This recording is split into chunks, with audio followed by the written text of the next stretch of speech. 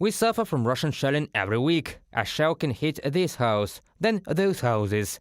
There are practically no windows at any house. The high-rise buildings of Vovchansk are empty. Many locals moved out long ago. People say it is impossible to live here now. Russian troops shell the city several times a day. The city is constantly under fire from the Russian Federation. We know that there is the border 3 or 4 kilometers from us. That is why there can be shelling at any time. They attack us with missiles at 6 in the morning, or at 12 in the afternoon, or at night. Time of shelling is unpredictable. Ludmila is one of those who stayed in this area longer than others. On January the 6th, during Russian shelling, a missile hit her flat. Балкон, второй этаж, гляньте, второй этаж. Кухня. My flat is on the second floor. Look, a balcony is damaged. Kitchen is completely destroyed. The walls were pierced by a mine there. Vovchansk was under Russian occupation for 6 months, since February the 24th. On September the 11th, the Ukrainian flag was raised over the city. People welcomed the armed forces of Ukraine with great joy. People started shouting, chanting, singing the anthem, and raising the flag. It was very nice that the people were waiting for us, and we finally came. Everything will be Ukraine. After the deoccupation, the Russian army began to brutally shell the city. Missile attacks take place in civilian neighborhoods and infrastructure. In addition to mines and shells, the residents of the city have another threat, the cold. Russian occupation forces are hitting power grids. Today, electricity is the only thing that keeps people warm. Unfortunately, the light is also not constant. But our engineers are constantly repairing all damages. We have lights whenever possible. Those who live in such high-rise buildings are very cold. The temperature there is maybe 5 degrees above zero at most, and electric heaters are sorely lacking. They are very necessary because there is nothing to warm ourselves up with. People are saved by warm clothes and pot-belly stoves. However, getting firewood is very difficult for them. There are forests around Vovchansk, but the Russian invaders mined them when they were leaving. Volunteers bring firewood and humanitarian aid here. There was a bullet wound here. There was another one in the chest, you see. There is also glass left here.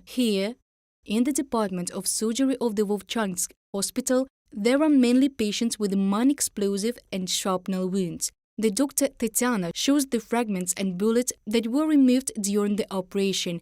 The medical staff keeps them as evidence of Russian shelling. In general, we operated in the 3rd operating room. I'm here now because it's safer. This is one of the rooms, but each one is ready.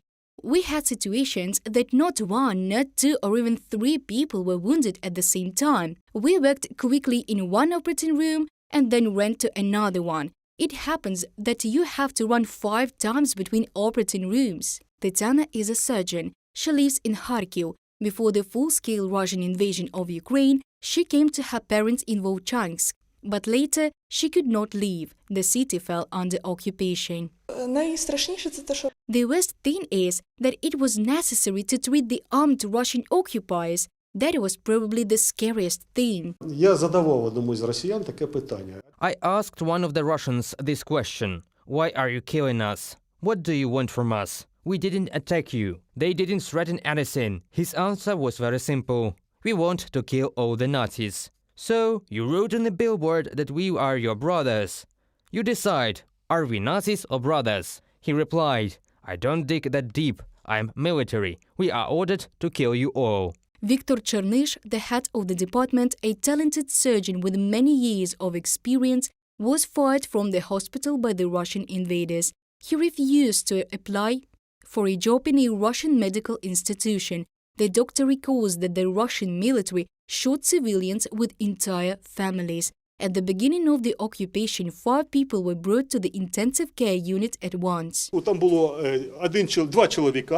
There were 2 men and 3 women. Of these women, one was a 16-year-old girl. They were all fired upon by Russian soldiers. They were driving past a tank, and the child had a bullet wound to the head. All had bullet wounds. We operated on them. Nobody died. The child was operated on by our Kharkiv neurosurgeon. He lives with us in the Vovchansk district. Тут пошкодження ось. Ось дуже видно і наявно. Here is the damage, right here, very visible. Clearly shrapnel damage. This is where it hit the wall. After the deoccupation, Russian troops repeatedly shelled the hospital. Medics say that they are hitting the hospital intentionally. Закриті скрізь вікна мішками. Everywhere the windows were closed with bags because on the 2nd of January we had shelling. The arrival was 10 meters from the premises. One patient was here. When the shelling started, we took him to a safe place where we have 2 walls. That is, when the shelling begins, we take all the patients to the corridor. Alexander was wounded in mid-December on his way from work in the morning. I reached the pension center at just that time. Exactly at 8 o'clock, they began to bomb us. Previously, more than 300 people worked in the local hospital. Now there are less than a half. Many left because of the Russian shelling and cold. The rest of the medical staff says they are coping with it. Volunteers help with medical care. The other day they brought a lung ventilation apparatus, oxygen concentrators and a medical compressor. We received a request. We realized that this is a necessary thing, that we have the opportunity to purchase, bring, install and adjust it. We have a medical technician with us. Now Vovchansk looks half empty. About 4,000 people remain here. Before the full-scale invasion, about 17,000 people lived in the city. Those who remained are sure that they need to be patient. Ukraine will win soon and life in the city will improve. Reported by Diana Kulesnik, Nadia Sukhorukova, Andriy Domовий, UATV News.